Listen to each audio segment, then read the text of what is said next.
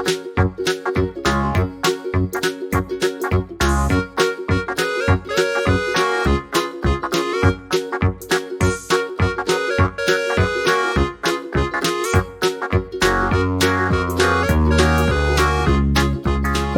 sétimo ano!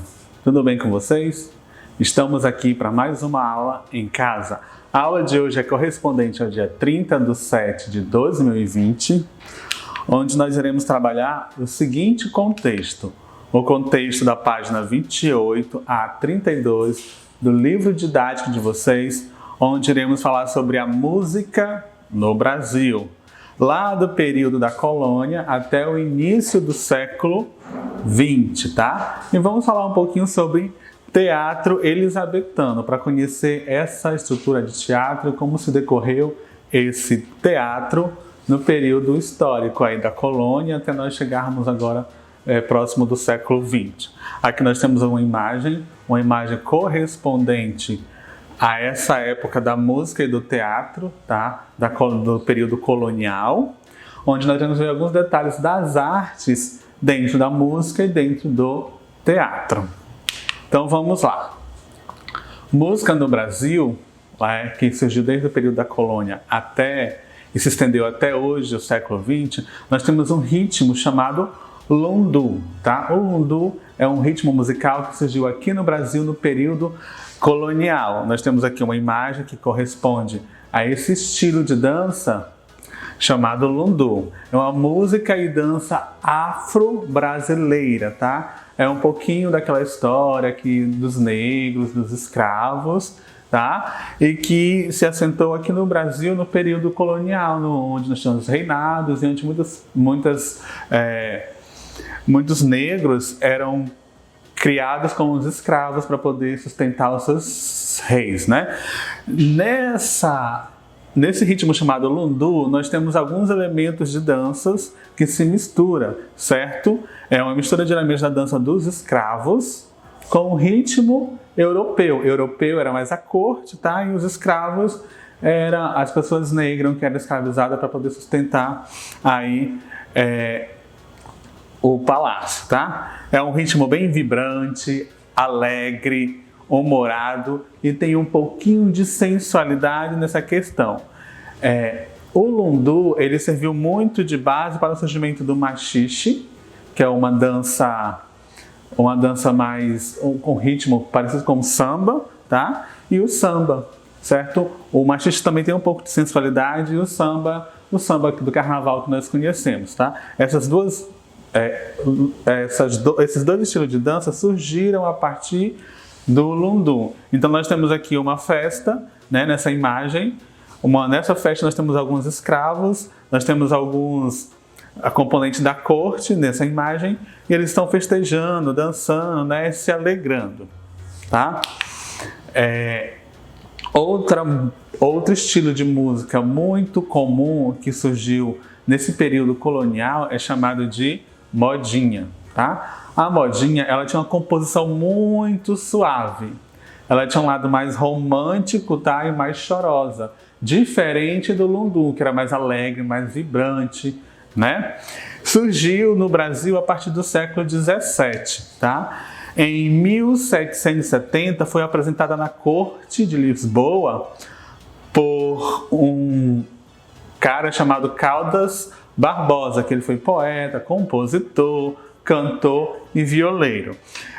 Ficou conhecido como modinha esse ritmo musical por se diferenciar da moda portuguesa, que a moda portuguesa ela tinha o quê? Um requinte, ela tinha muita característica das óperas, o estilo de ópera italiano. Então, esse ritmo, quando chegou no Brasil, ele foi adaptado, tá? Ele foi diferenciado e ele era tocado dentro dos palácios, tá? Para corte, né? E ele ficou conhecido aí como modinha. Alguns instrumentos musicais, como a viola, foi introduzido nesse ritmo e ficou caracterizado como essa questão, tá? De modinha. Nós temos aqui uma imagem simples que representa também aqui, ó, o violeiro no meio da imagem tocando a sua viola, né? Nós temos aqui alguns componentes da corte, tá? E estão cantando e se alegrando aqui nessa composição suave, romântica, né? Que conta uma história toda chorosa, certo? Quando a gente vem para o outro lado falar de teatro, a gente também lembra do teatro elisabetano. Por que é chamado de teatro elisabetano? Esse modelo de teatro elisabetano, ele se caracteriza pelo formato que era a estrutura do teatro e pela sua época de criação, tá? O teatro elisabetano foi criado no governo da rainha Elizabeth, tá? No período de 1558 a 1603. E nesse aspecto do teatro elisabetano surgiu muita dramaturgia com o enredo de mitologia grega, com o imaginário medieval de santos, fadas e duendes. O que é dramaturgia? Dramaturgia vai ser basicamente a história, tá? O modo de como vai ser contada a história, de como os dramaturgos escrevem a história, por isso chama-se dramaturgia. Nessa dramaturgia era contada a história muito de contos, tá? De mitologia grega, um pouquinho lá da época medieval, colocava um pouquinho de fadas, de doentes, tudo nesse contexto para montar as peças teatrais que ocorriam em grandes teatros, tá? Que eram chamados de espaço elisabetano, por ser um pouco redondo, tá? E o palco fica lá na frente, é como se fosse uma meia-lua e o palco na frente, eram grandes estruturas.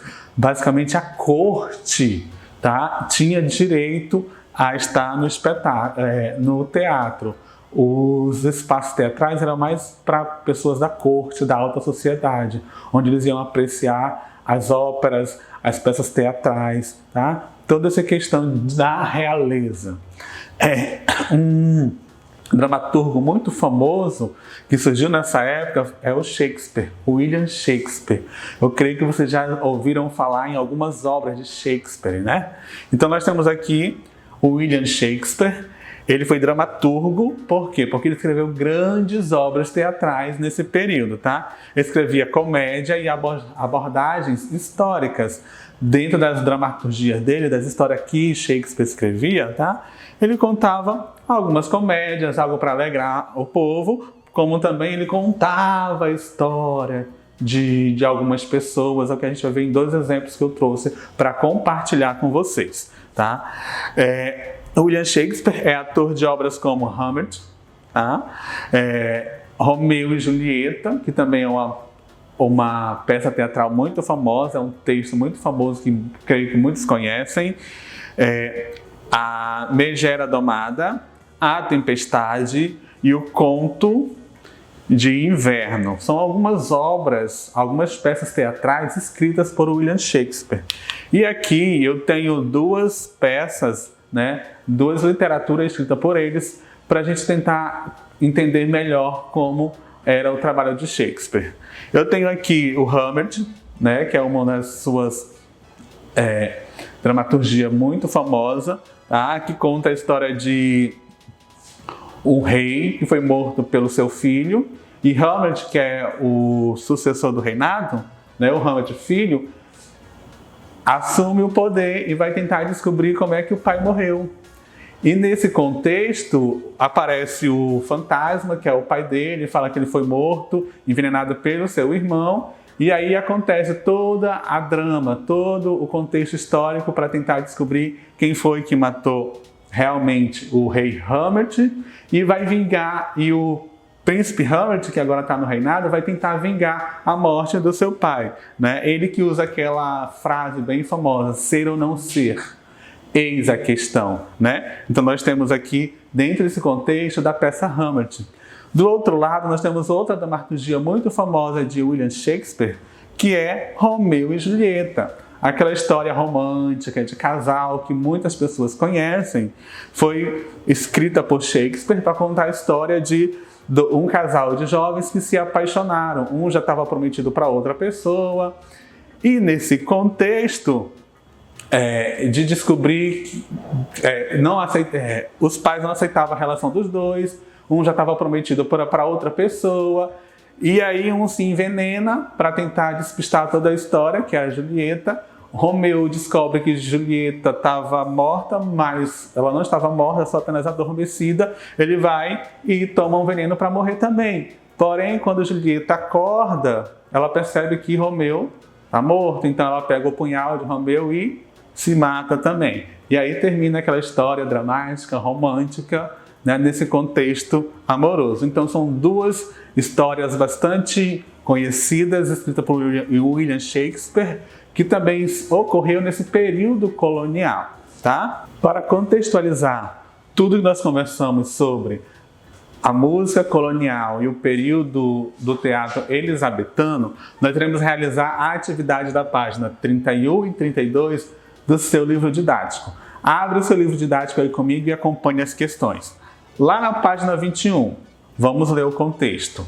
Reescrever o trecho da obra Romeu e Julieta, apresentado no seu livro didático, na página 31, e reescrever para a linguagem dos dias atuais. Como é que eu vou fazer isso, professor? Você vai ler esse contexto de Romeu e Julieta, que está disponível na página 31 do seu livro, certo? Vai fazer uma leitura, uma interpretação sua, e você vai reescrever novamente esse texto, tá?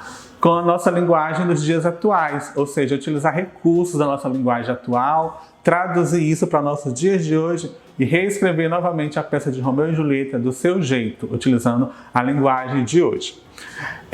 A questão de número 2 não é necessário você executar, porque ela precisa de uma aproximação muito dos nossos colegas, que por conta da pandemia nós não podemos estar junto com eles. Então a questão número 2 não é necessário você responder, tá? Responda só a questão número 1 da página 31 e na página 32 você vai responder apenas as perguntas 1, 2 e 3 que está disponível aí no seu livro didático, certo? Então, por hoje nós iremos ficar por aqui e executem a atividade com excelência, fotografem e enviem aqui para a escola que eu quero acompanhar. Estou sentindo falta de vocês no Plantão Tira Dúvida, viu? Toda terça-feira estou lá esperando vocês. Por hoje vamos ficar por aqui. Beijos e abraços e até mais. Tchau, tchau!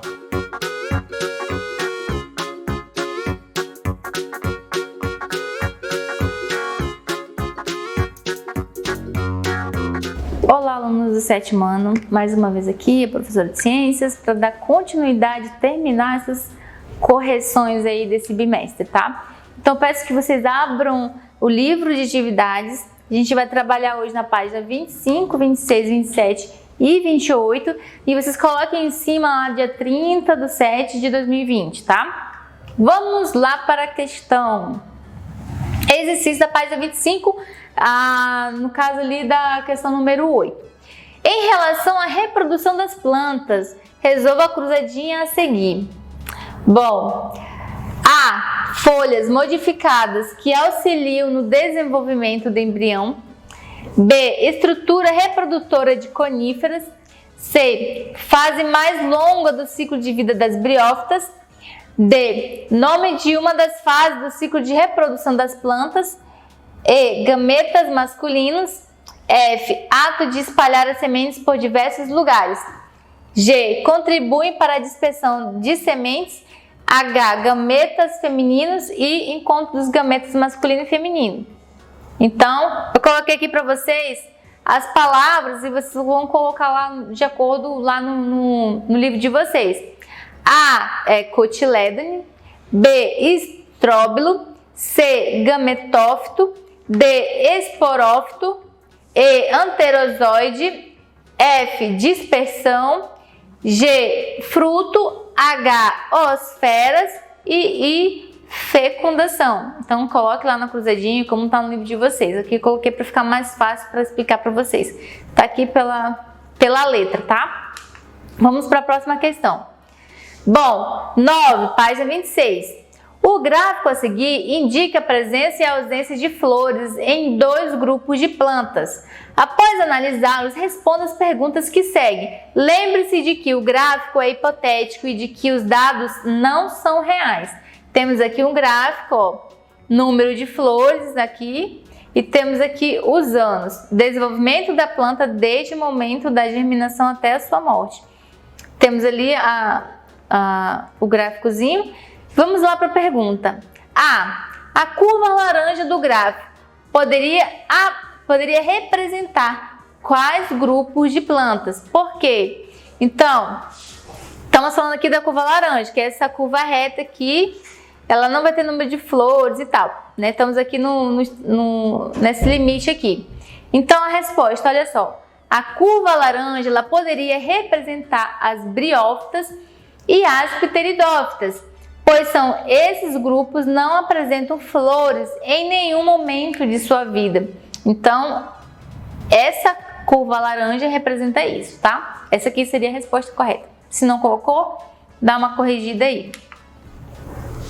B. Qual das curvas poderia representar as angiospermas? Explique a sua resposta. Então, a verde, pois as angiospermas apresentam flores em maior ou menor quantidade, que variam de acordo com o período reprodutivo.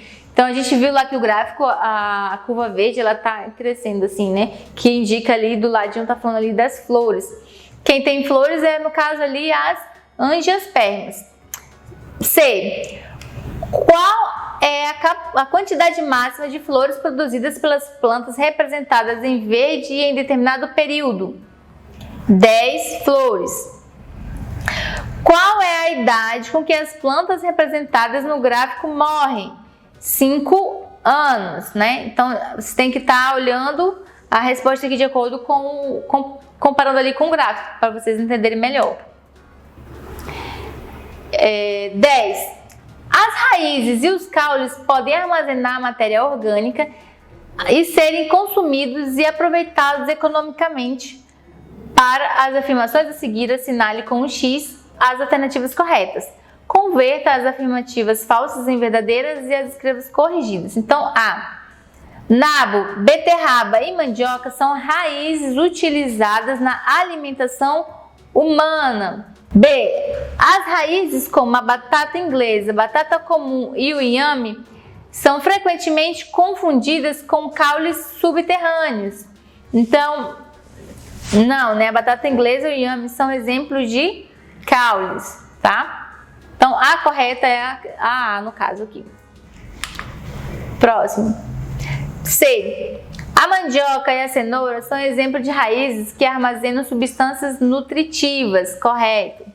D. A cebola, o rabanete e a beterraba são caules do tipo bulbo, importante para a alimentação humana. Não, o rabanete e a beterraba são exemplos de raízes, no caso. Observe a imagem a seguir e depois responda as questões. Temos aqui uma árvore, tá falando aqui, ó, reduz a poluição sonora, produz sombra, absorve gás carbônico, regula a temperatura, evita erosão, melhora as condições do solo. Vamos para a pergunta. Qual é o órgão das plantas responsável por evitar a erosão? Justifique a sua resposta. Gente, são as raízes, né? Elas fixam a planta no solo e isso faz diminuir as chances de erosão. Por isso que eu falei para vocês nas aulas sobre a mata ciliar, né, a importância delas ali para não acontecer a erosão e o assoreamento dos rios. B. O caule é responsável por desempenhar diversas funções nas plantas. Assinale as alternativas a seguir que apresentam atividades realizadas por esse órgão vegetativo. Então, lá o caule é sustentação da planta, fixação de planta no solo, não, e aí no caso é as raízes, condução de seiva elaborado por todo o corpo da planta e armazenamento de substâncias nutritivas. Absorção de água e sais minerais no solo é as raízes também. Então é a primeira, a terceira e a quarta afirmação que tem que marcar o xizinho. Página 27, C.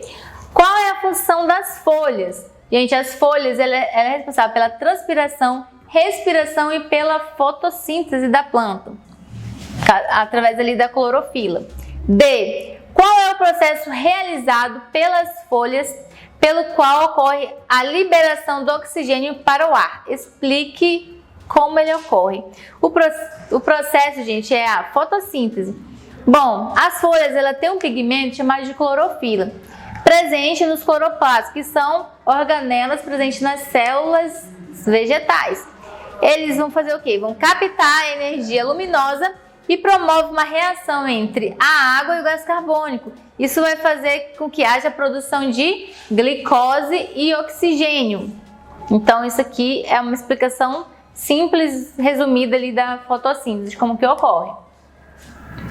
Bom, 12. Observe atentamente a foto a seguir e depois responda as questões. Temos uma foto ali de uma abelha ali numa flor, ali, bem bonitinha. A. O que a abelha está fazendo? Resposta. A abelha ela está polinizando a flor. Lógico que ela não está pensando, olha, eu vou causar uma polinização. Não, ela está ali pegando o néctar da flor, está mexendo. E acaba que ela vai de flor em flor, levando os grãos de pólen, acontecendo ali uma futura fecundação e vai nascer novas plantinhas. B. Qual é a importância da abelha para a planta? Logicamente, a polinização realizada por ela. É importante no processo de reprodução da planta, pois o inseto ele vai levar o grão de pólen de uma flor até a outra flor. E aí vai acontecer a junção ali na fecundação dos dois gametas masculino e feminino. 13. Indique na ilustração a seguir os nomes das partes da flor representadas: sépalas, pétalas, pedúnculo, filete, antera, estilete, estigma e ovário. Depois responda as questões propostas. Então a gente tem aqui a imagem da flor. Aí vocês vão colocar o pedúnculo, essa parte aqui, o ovário, onde vai desenvolver o fruto, onde vai acontecer ali a fecundação. As sépalas, que protegem ali a flor. O filete, que faz parte ali do coisa masculina da flor. A antera, que é a parte masculina da flor. Estigma, parte feminina. O estilete dela também, do estigma.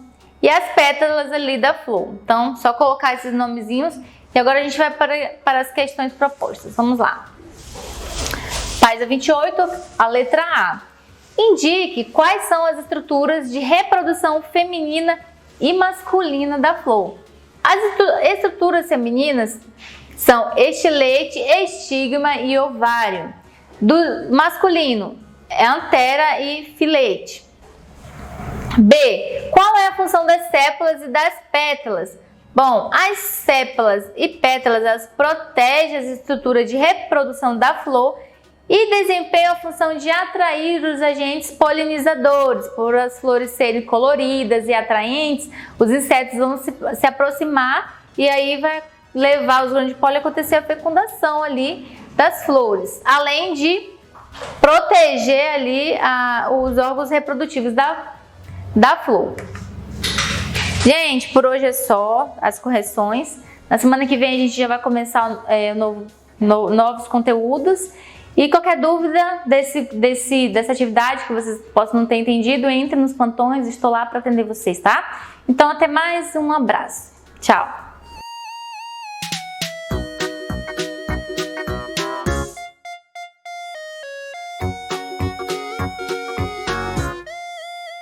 Olá, sétimo ano, tudo bom com vocês? Como é que foi a semana de aula? Espero que tenha sido proveitosa. Vamos então a mais uma aula de geografia. Na nossa aula de geografia, a gente vai continuar o nosso assunto relacionado ao espaço urbano brasileiro. Nós falamos nas nossas aulas anteriores sobre o espaço, a industrialização. Como é que a industrialização se desenvolveu no nosso espaço? Como é que a industrialização chegou em nosso território brasileiro? Agora a gente vai conhecer um pouquinho mais como é que é essa subdivisão. Por quê? As cidades, elas possuem hierarquias, ou seja, é uma cidade que é influenciada pelas outras. Mas como assim, professora? Quer dizer que a nossa cidade ela vai depender de outra? Sim, nossa cidade depende de outra. assim também como o campo. O campo, ele não depende da cidade, a cidade não depende do campo. Assim também acontece dentro do nosso espaço, né, do nosso território. Uma cidade depende da outra. Então, isso é chamado de hierarquia urbana. A gente vai conhecer um pouquinho sobre as características dessas hierarquias urbanas. Vamos lá. Nós temos aí, né, a evolução industrial no Brasil, que foi um assunto que a gente viu na nossa aula anterior. Deixei só a foto para vocês estarem relembrando, que é um assunto fácil. Se ainda não viram esse conteúdo, volta lá no livro, releia de novo, assistam nossas aulas novamente para vocês lembrarem, certo? As redes de transporte e comunicação também, que a gente falou na nossa última aula, a importância dessas redes de transporte para o nosso país. Aí o processo de industrialização, né? Como é que é organizado aí esse processo de industrialização? Que na atualidade, cerca de 84% da população do nosso país vive em áreas urbanas. Por quê? Antigamente, as pessoas elas se concentravam no campo por causa da produção, né, da agricultura. A produção no campo ela era favorecida pela mão de obra. Mas com a substituição da mão de obra pelas máquinas, fez com que muitas pessoas viessem para as cidades. Mas, professora, será que foi só por isso? Só quando as máquinas chegaram no campo, expulsou esses trabalhadores que fizeram com que eles viessem para cá? Não! Existem vários outros fatores também, como, por exemplo, a questão da grande, vamos dizer, influência das cidades, do espaço urbano, as indústrias que chegaram nas cidades, né? O grande número, as ofertas de emprego que se concentravam nas cidades, chamou a atenção dessas pessoas que moravam no campo. Outra questão também são os aspectos naturais. A seca, que afetou muitas áreas naturais, fizeram com que essas pessoas também saíssem do campo e fossem para a cidade. Então aí gera aí a grande concentração, né? Misturando com os imigrantes que chegaram, fez a aglomeração de pessoas dentro do espaço urbano, certo? Outra questão também, a urbanização no Brasil ela tem acentuado a relação com a industrialização, a atividade que se intensificou a partir da década de 1930, né? A economia, ela se alastrou nesse período, a economia cafeeira, então fez com que muitas indústrias aí se concentrassem em nosso país. O processo de urbanização no Brasil foi muito rápido. Em 1940, aproximadamente 70% das pessoas, né, da população vivia no campo. Então, aquilo que eu falei, quais são aqueles aspectos aí? Por que as pessoas elas saíram do campo e vieram para a cidade, né? A concentração das pessoas. Então, muitas dessas pessoas saíram do campo por vários motivos, não foi só pela substituição da mão de obra não, ok? E aí as regiões metropolitanas, com o crescimento da população nas cidades, fez com que essas cidades, esses locais, eles aglomerassem essas pessoas e favorecesse o crescimento. Vamos lá. Tanto os imigrantes como as próprias pessoas que saíam do campo, eles ajudaram aí no crescimento desses locais, como por exemplo na estrutura, construção de escolas, casas, entre vários outros locais. Aí nós temos aí, são formadas por um agrupamento de municípios ligados entre si pela infraestrutura e pelas relações socioeconômicas. Então, regiões metropolitanas, concentração de empresas, de grandes empresas aí. Nós temos São Paulo, Rio de Janeiro, que tem faculdades, muitas indústrias, muitas áreas comerciais. São consideradas regiões metropolitanas, certo?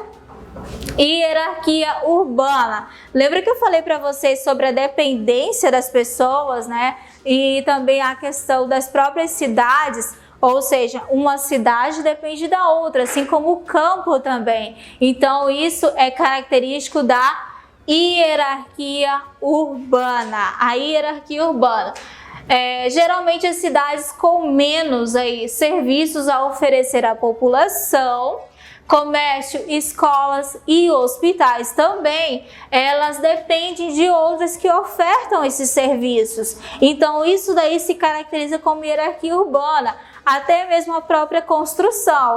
Você tem numa cidade, uma empresa de carros, mas eu só tenho uma estrutura. Preciso de peças, mas no meu estado não tem essas peças para me oferecer. Então você precisa de outros locais, de outros estados ou até mesmo outro país que ofertam essas peças para você. Então é uma cidade dependente da outra. De acordo com o IBGE, as principais hierarquias urbanas são de ordem de influência: metrópoles, capitais regionais, centros subregionais, centros de zona e centros locais. Então, olha a diferença de cada um deles aí.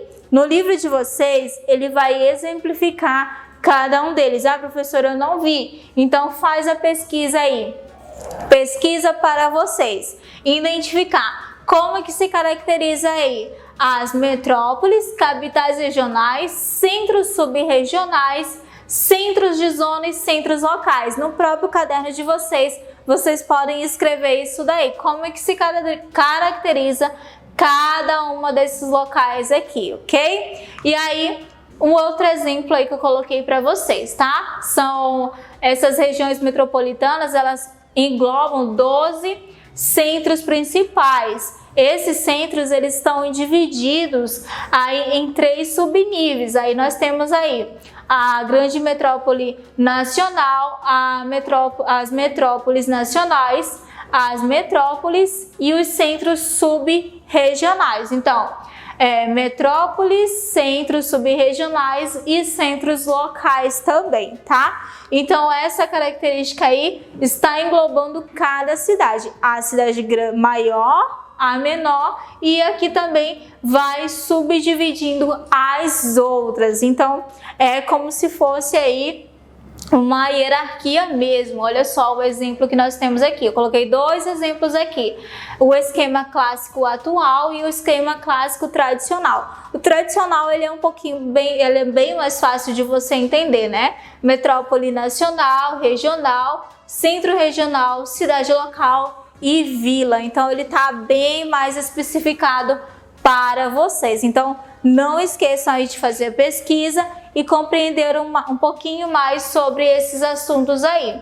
Aí nas próximas aulas a gente vai destacar um pouco mais sobre os problemas ambientais urbanos, né? Os problemas ambientais urbanos, eles estão bem específicos no nosso cotidiano, no dia a dia aí, tudo relacionado a não só a aglomeração de pessoas, mas a própria influência que essas cidades têm em relação às outras. Se a cidade X está com um problema ambiental grande, pode afetar a cidade Y. Então, tudo está relacionado aí, certo? E aí, ficando para vocês para casa, as páginas 63 e 64 do livro de Geografia, certo, meus queridos? Por hoje é só. Muito obrigado e até a próxima aula.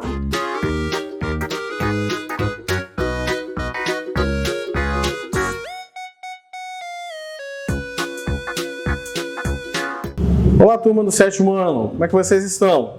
Espero que você esteja bem, se cuidando, se divertindo também, que isso faz parte da vida, mas é hora de estudar. Então, na nossa última aula, estávamos finalizando o livro e estudamos sobre o advérbio e locuções adverbiais. Vimos as diferenças entre um e outros e vimos as suas definições, seus exemplos e classificações também. Vamos colocar aqui as respostas para vocês e nós vamos relembrar agora questões que já encerramos o livro didático. Vamos colocar algumas coisas do livro de atividades. Então, essa página 71 a 73, que está aqui no nosso início, está se referindo ao livro de atividades, não é o livro didático, tudo bem? E hoje nós vamos só relembrar marcas da oralidade em textos escritos. Então, vou colocar aqui para vocês a resposta. É um pouco longo, é normal, como nós colocamos todas as nossas páginas para o final. Então, faça aí as correções necessárias, tudo bem? Vamos lá!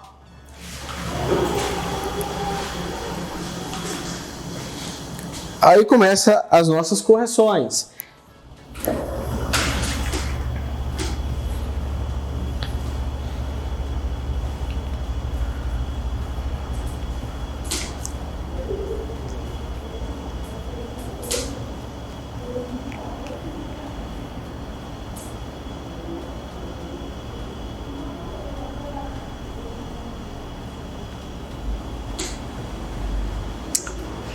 Vamos indo.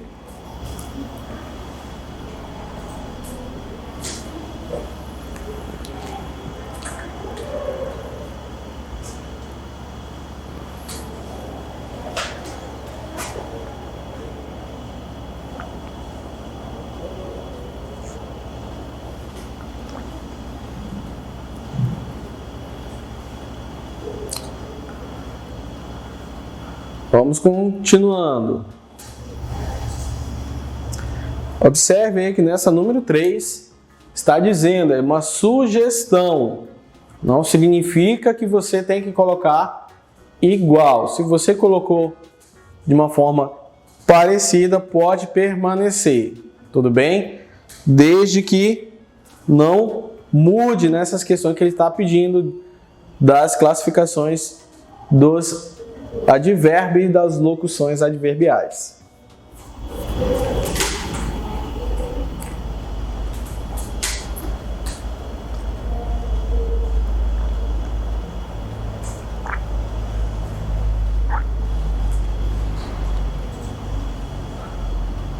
Vamos continuando.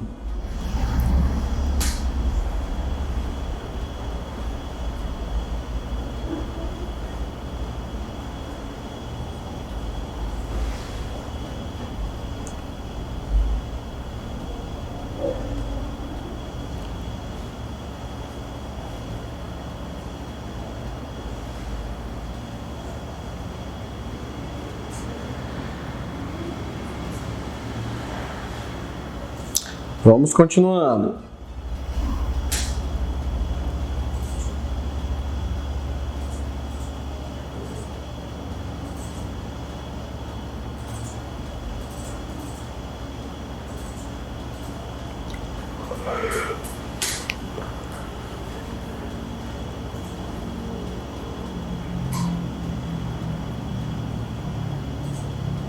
Continuando.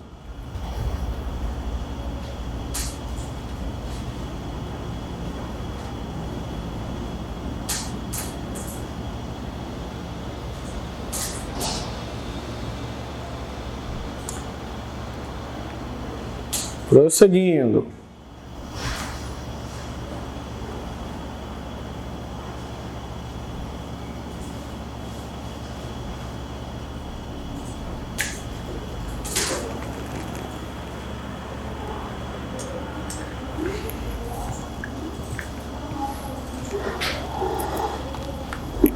Continuando.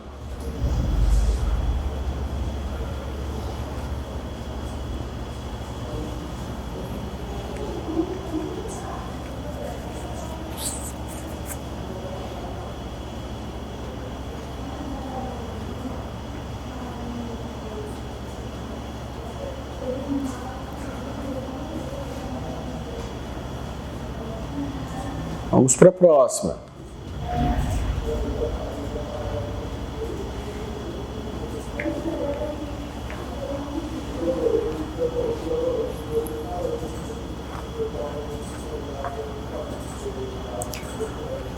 Continuando.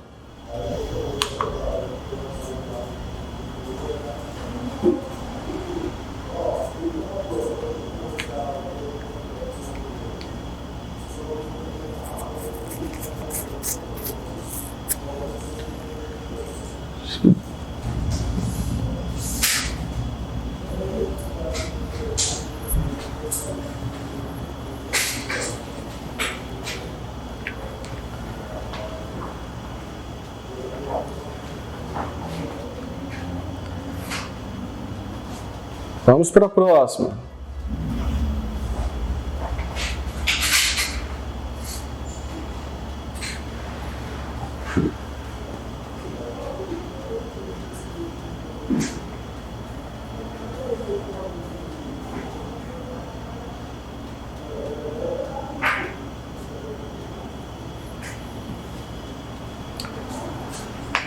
Prosseguindo. Observe que também nessa número 13 é uma sugestão. Se a sua resposta está parecida, permaneça como você colocou.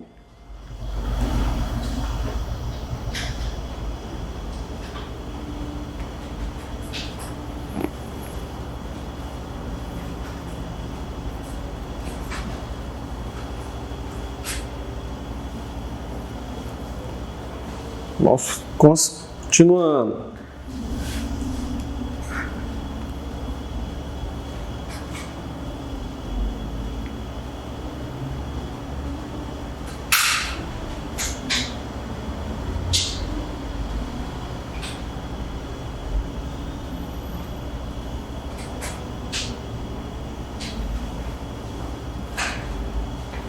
Continuando. E esses aí são os últimos exercícios do nosso livro.